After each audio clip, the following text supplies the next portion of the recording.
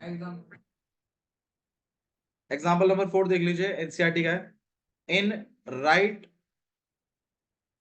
Triangle ABC, in right triangle ABC, right angle at B, right angle at B, if tan A equal to में 1, then verify 2 sin A cos A equal to में 1। भाई meaning समझ लेते हैं, पहले क्या लिखा है। एक राइट ट्राइंगल है आपके पास ए बी सी, तो राइट एंगल बना लेते हैं। और राइट एंगल कहां पर है, बी पर, तो this gonna be A B and C. और एक स्टेटमेंट आपको गिवन है, हाँ जी, tan A किसके बराबर है, 1 के। भाई प्लीज गौर करिए, tan A किसके बराबर है, 1 के। हाँ भाई, tan A किसके बराबर है, 1 के। ये चीज आपको वेरीफाई करनी है। मैं देखो, मुझे एक बात बताओ, tan A अगर 1 है तो A कितना है, ये बात क्लियर है। अब आप खुद सोचिए, ये तो 90 है ही, ये वाला एंगल कितना है, 45 है, सही है।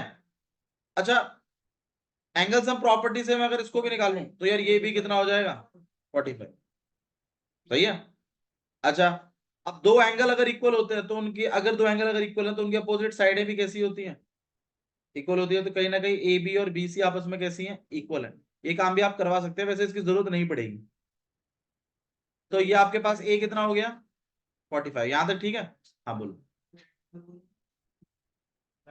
ये राइट एंगल आइसोसेलेसिस है, होता है, ठीक है। अच्छा जी, अब आपको जो वेरीफाई करना है तो उसके एलएचएस में वैल्यू डाल दीजिए और उसके आरएचएस में वैल्यू डाल दीजिए।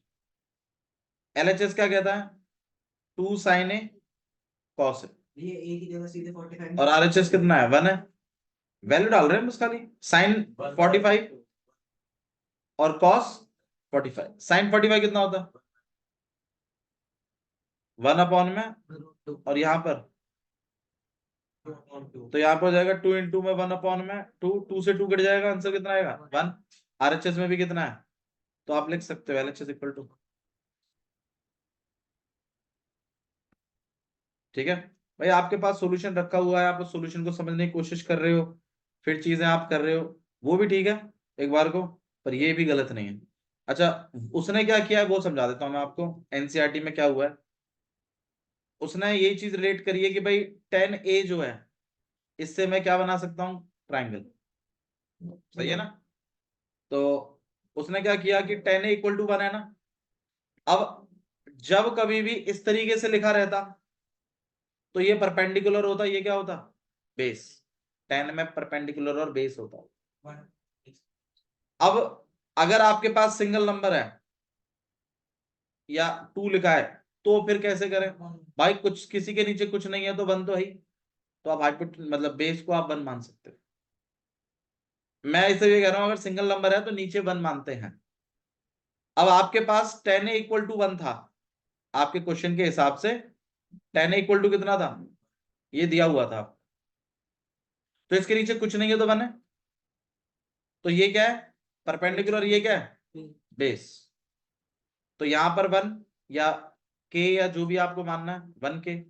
और इधर भी कितना है, पीजीटी से आप इसको भी निकाल लेंगे, सही है ना। तो यहां पर आपके मेरे पास मेरे ख्याल से आ जाएगा √2 के। और फिर जो चीज आपको बोली है वो कर दीजिए। 2 sin A cos से पूछा था और 1, है ना।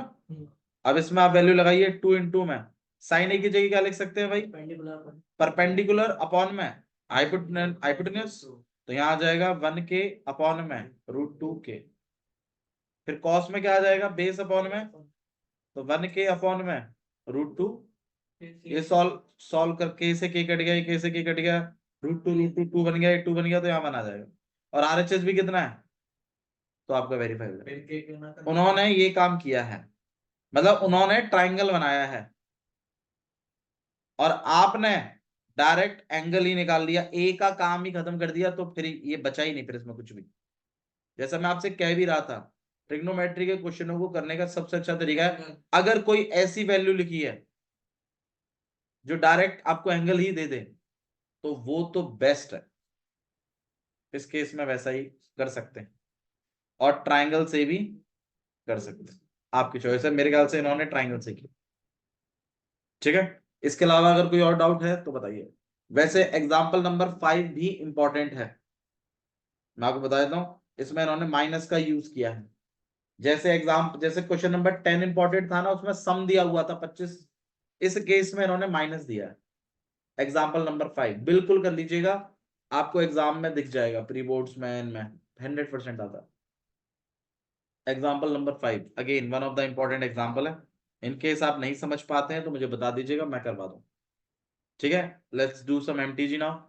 कुछ एमटीजी के क्वेश्चंस कर लेते हैं। उसे मेरे ख्याल से दो दो उनका माइनस दिया हुआ है, तो माइनस दिया हुआ है तो कोई दिक्कत नहीं, एक को एक्स मान लीजिएगा, दूसरे को टोटल प्लस है। टोटल नहीं दिया हुआ ना, माइनस दिया हुआ है। अच्छा मुझे एक बात बताओ, मैं देखो, सुनो इधर, मान लीजिए पुनीत है और नमन है, इनके पास टोटल 25 रुपए है, तो पुनीत के पास जो रुपए हैं उसको एक्स, और नमन के पास जो रुपए हैं 25 माइनस एक्स, इसमें कोई इशू है किसी को तो बताइए। सही है। अच्छा, अब अगर मैं ऐसा लिख दूं, पुनीत माइनस नमन के पास जो है वो 10 रुपए हैं। अब इसमें अगर चीजों को लेट करना है, तो पुनीत के रुपयों को अगर एक्स लेट किया जाए तो नमन के रुपए कितने होंगे? X minus 10। 10 minus x, x minus 10 क्या आंसर है? x-10। आप इस चीज को समझ नहीं रहे हैं, पुनीत के रुपयों में और नमन के रुपयों में जो फर्क है वो 10 रुपए का है, मुझे उसी रुपए के डिफरेंस को मेंटेन करना है।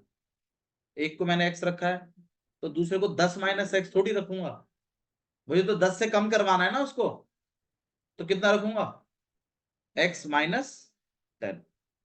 इस चीज को समझो, मतलब क्या है इसका, पुनीत के रुपयों में से नमन के रुपए जब माइनस हुए तो 10 आ रहा है, तो मतलब